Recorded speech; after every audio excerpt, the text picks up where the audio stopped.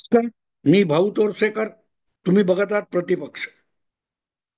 मित्रांनो, मी बोलतोय ते म्हणजे गेले 8-10 दिवस दिल्लीमध्ये आहे आणि 26, 27, 28 दिल्लीच्या विज्ञान भवनमध्ये राष्ट्रीय स्वयंसेवक संघातर्फे शताब्दीच्या निमित्ताने एक व्याख्यानमाला आयोजित केली होती, ज्यामध्ये सरसंघचालक मोहनराव भागवत यांचं पहिले 2 दिवस व्याख्यान झालं आणि तिसऱ्या दिवशी प्रश्नोत्तरांचा असा कार्यक्रम झाला.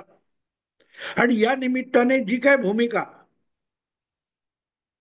मोहनजींनी मांडली, भागवतांनी मांडली, त्यांनी सगळ्यात जर वाईट गोष्ट काय केली असेल तर त्यांनी दीर्घकाळ गेले निदान वर्षभर तरी आपले देव पाण्यात बुडवून ठेवले होते. ते देव पाण्यातून बाहेर काढायची वेळ आणली. जनरली आपण असं म्हणतो की आमच्या स्वप्नावर पाणी फेरलं वगैरे, पण यांचं स्वप्न नव्हतं. त्यांनी आपले देव पाण्यात घालून ठेवले होते. नवस केला होता की एकदाच 17 सप्टेंबरला नरेंद्र मोदी 75 वर्षाचे होतील आणि मग त्यांना संघ उचलून मार्गदर्शक मंडळात ढकलून देईल. तिसऱ्यांदा लागोपाठ नरेंद्र मोदी पंतप्रधान झाल्यानंतर हे सगळे पुरोगामी सेक्युलर विचारवंत संपादक इतके इतके निराश हताश होऊन गेले की निवडणुकीच्या मार्गाने, बदनामीच्या मार्गाने, खोट्या नाट्या आरोपांच्या माध्यमातून आपण जर नरेंद्र मोदीला हरवू शकत नसू तर मग नरेंद्र मोदी स्वेच्छेने बाजूला व्हावेत निवडणुकीतून, राजकारणातून, सत्तेतून. यासाठी त्यांनी गेले कित्येक महिने नवस चालवलेला आहे. ती झाली एकदा 75 वर्ष वय झालं की त्याने शिष्टमंडळात गेलं पाहिजे, काय ते मार्गदर्शक मंडळात गेलं पाहिजे, म्हणजे निवडणुकीच्या रिंगणातून बाजूला झालं पाहिजे. आणि एकदा का नरेंद्र मोदी निवडणुकीच्या रिंगणातून बाजूला झाला की भाजपला आटपायला आपल्याला मेहनत करावी लागणार नाही. मुळात आपल्याला मेहनत करायची नसते. असेल माझा हरी तर देईल खाटल्यावरी, ही सेक्युलर पुरोगामी लोकांची आवडती भूमिका आहे. आपल्याला सगळं घरबसल्या मिळालं पाहिजे, आपण नाही मेहनत करणार. त्यामुळे नरेंद्र मोदी हा भयंकर मेहनत करणारा माणूस आहे. हा जर भाजपतून हटवला किंवा तो बाजूला झाला तर भाजपला हरवायला काही करावं लागणार नाही. तुम्हाला माहितीये ना, अगदी अलीकडेच कुठल्या तरी युट्यूबरला मुलाखत देताना कुमार केतकरांनी हे सांगून टाकलं की एकदा मोदी बाजूला झाला किंवा मोदीवरून बघायचं, सत्तेवरून पाय उतार झाला की भाजप टिकणार नाही. आणि म्हणून त्याला जर आपण बाजूला करू शकत नसू, हरवू शकत नसू, तेव्हा त्यानेच आपलं बाजूला व्हावं किंवा त्याला आतल्या कोणीतरी ढकलून बाजूला करावं, म्हणजे आमचा मार्ग प्रशस्त होईल. इतका आळशीपणा आहे. आणि मग ते कुठूनही शक्य नव्हतं. तेव्हा मग तुम्हीच तर ठरवलं. मग तुम्ही अडवाणी आणि मुरली मनोहर जोशी, यशवंत सिन्हा यांना मार्गदर्शक मंडळात का पाठवलं होतं 2014 मध्ये? ते 75च्या पुढचे होते. मग तो नियम तुम्हाला का लागू होत नाही? आता हा 75चा नियम कोणी काढला हे जरा शोधून काढलं पाहिजे. हे जरा शोधून काढलं पाहिजे. कारण आपण ठरवायचं की हा भाजपने असा नियम बनवलेला आहे. तुम्हाला माहिती आहे ना, 2014च्या निवडणुकीनंतर 1-2 वर्षात नरेंद्र मोदींची बदनामी करण्यासाठी अशीच एक सारखी अवई खोटं बोल बोल बोल बोलत राहायचं. एका भाषणामध्ये कुठेतरी नरेंद्र मोदींनी काँग्रेसच्या कालखंडामध्ये जो भ्रष्टाचार झाला आणि करोडो करोडो लाखो करोडो रुपये परदेशी नेऊन दडपून ठेवण्यात आले, यावर बोलताना म्हटलं होतं की परदेशात ह्या भ्रष्ट लोकांनी जे करोडो रुपये नेऊन ठेवलेले आहेत ते जर परत आणले तर प्रत्येक भारतीयाला 15-15 लाख रुपये वाटता येतील. ते पैसे आणले तर वाटता येतील, एवढा काळा पैसा परदेशी ठेवलेला आहे, हे वक्तव्य आहे. तो जाहीरनामा नाही. माझं सरकार आलं तर मी ते सगळे पैसे आणीन, एकेकाला परदेशातल्या कोण स्वित्झर्लंड त्यांना कानाला धरून परत आणीन आणि प्रत्येकाच्या खात्यामध्ये 15 लाख टाकीन, असं मोदी कुठल्याही भाषणात बोलले नव्हते किंवा भाजपच्या जाहीरनाम्यामध्ये असं काहीही नव्हतं. पण तो एका भाषणातला संदर्भ आणले तर 15 लाख रुपये प्रत्येकाच्या खात्यात टाकता येतील. याचा अर्थ माहितीये मित्रांनो, आपल्या मराठीमध्ये एक म्हण आहे, आत्याबाईला मिशा असत्या तर तिला काका म्हटलं असतं. असत्या तर ना, म्हणे ते पैसे आणले तर.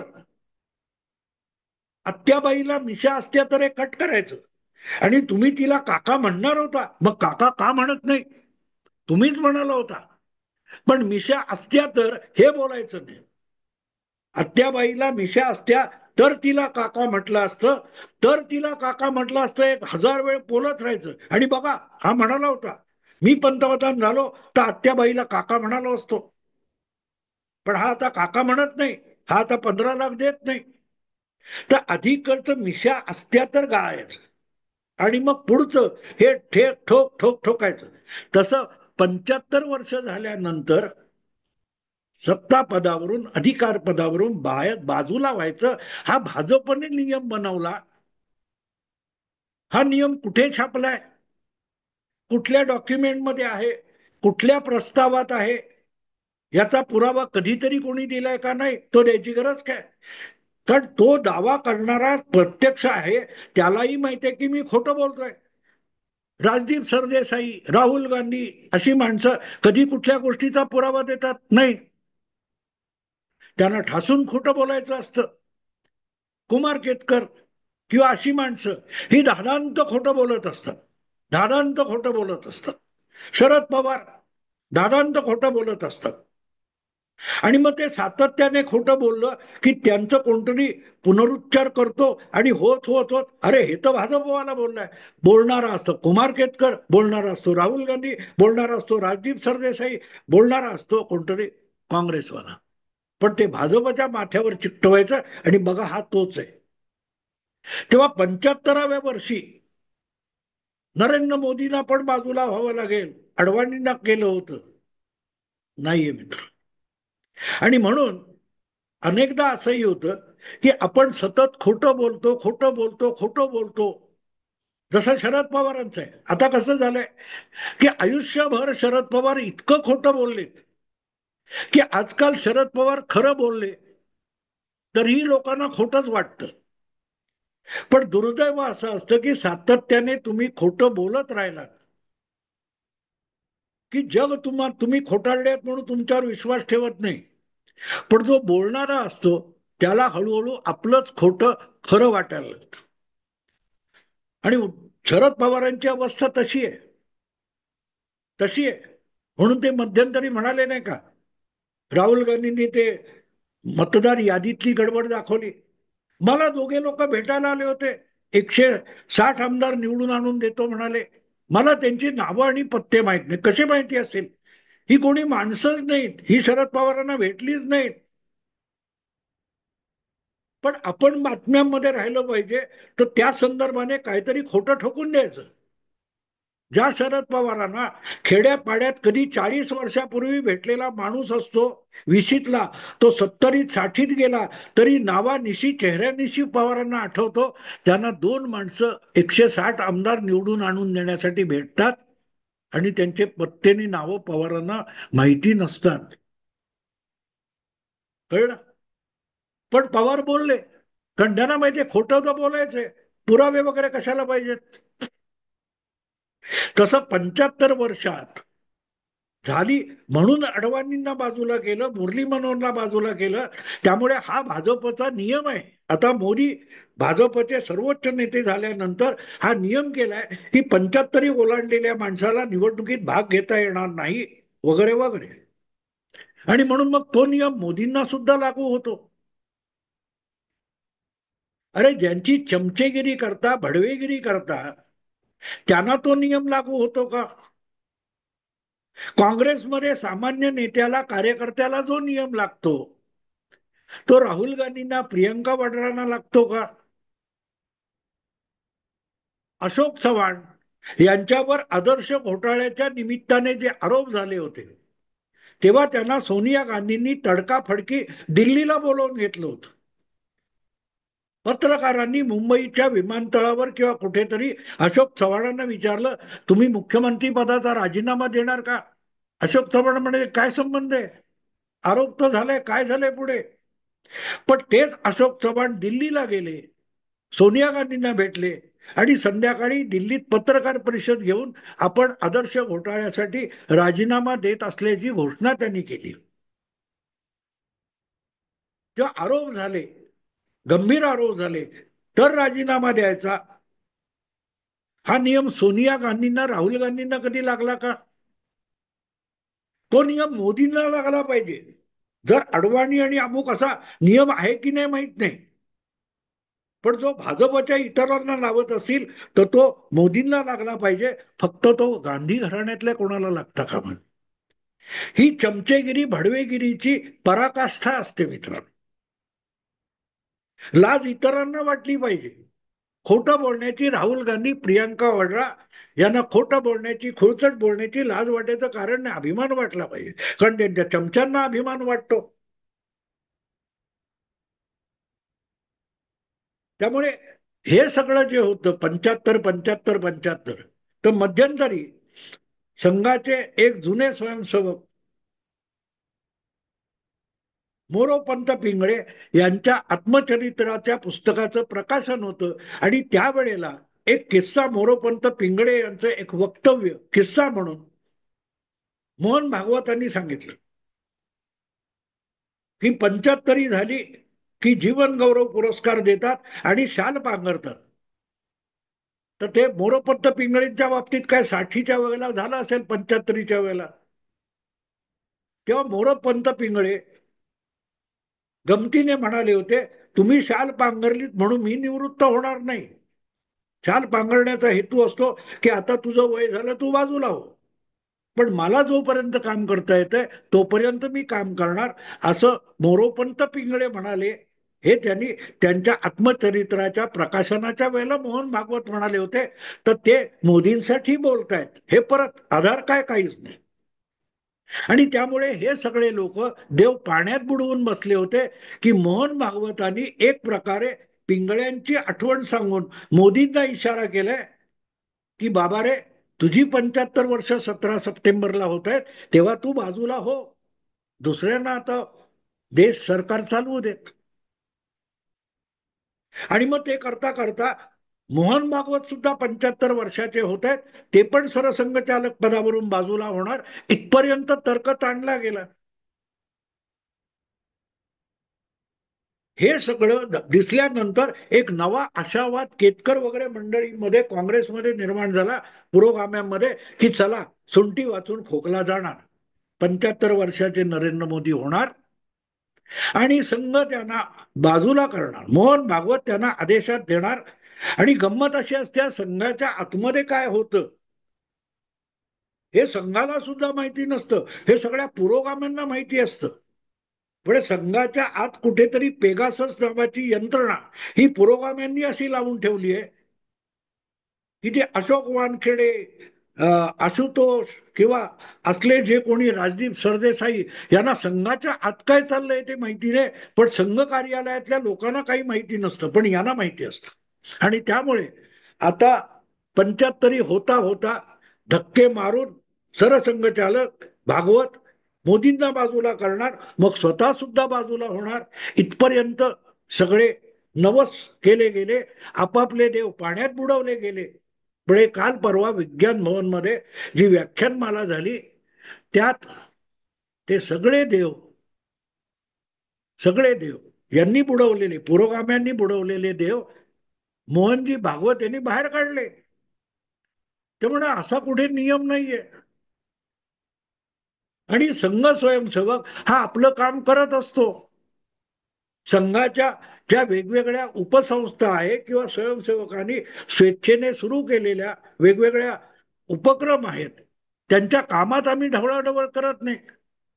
त्यांना हवी असेल मदत संघाची, ते मदत मागायला येतात, आम्ही मदत देतो, त्या पलीकडे त्यांचे निर्णय त्यांनी करायचे असतात.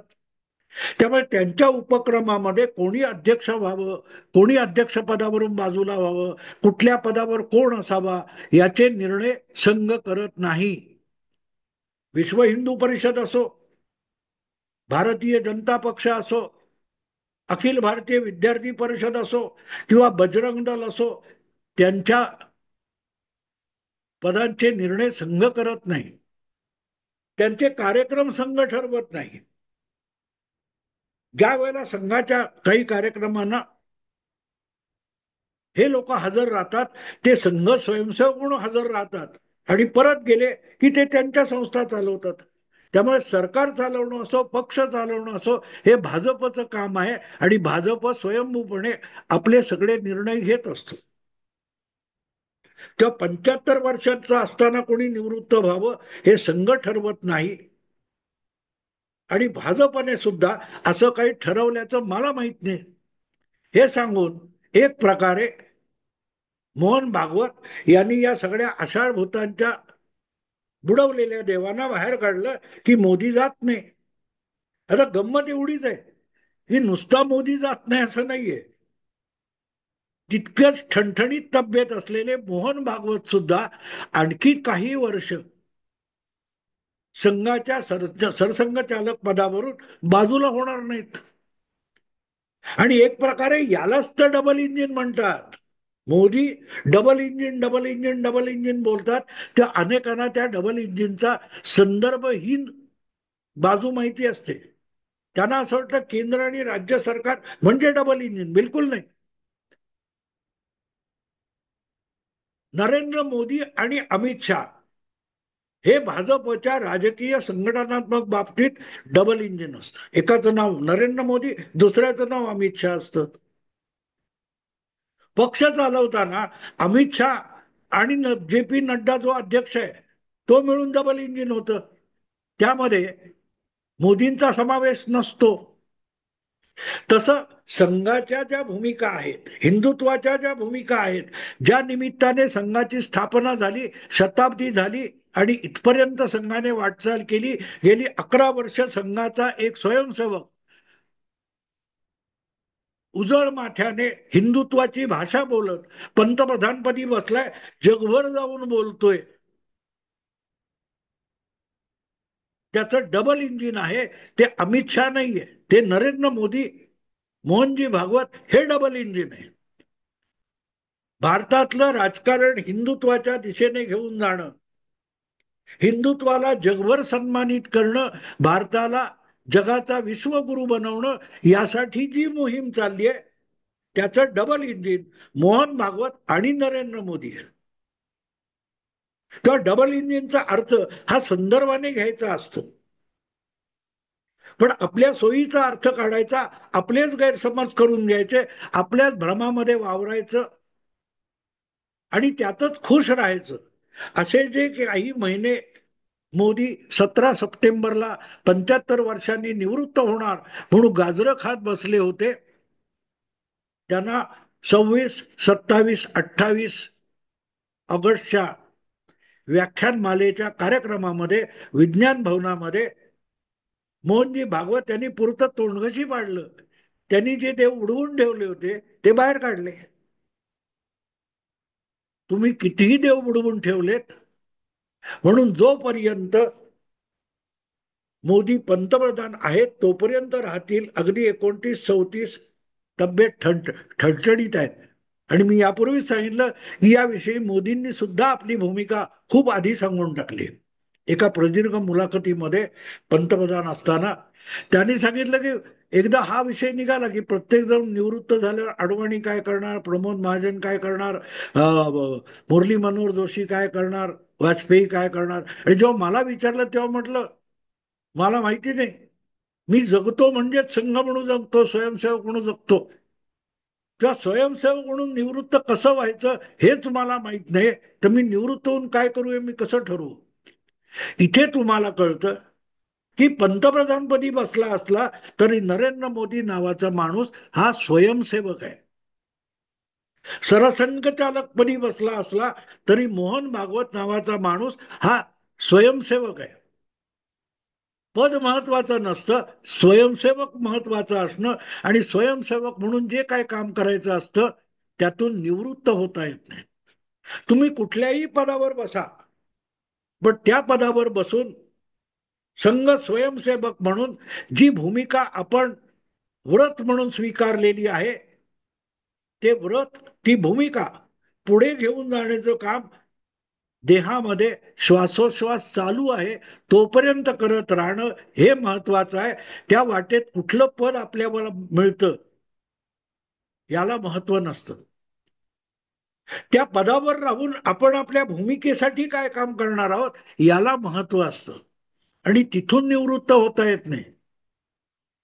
त्यामुळे वयाची 75 हो, 17 सप्टेंबर हो, किंवा आणखीन काही हो, नरेंद्र मोदी निवृत्त होत नाहीत. हेच एक प्रकारे भागवतांनी सांगितलं आणि यांच्या सगळ्यांच्या स्वप्नावर पाणी पडलं. असं मित्रांनो, आता इथेच थांबतो. आवडलं लाईक करा, शेअर करा आणि प्रतिपक्षाला सबस्क्राईब करा. नमस्कार.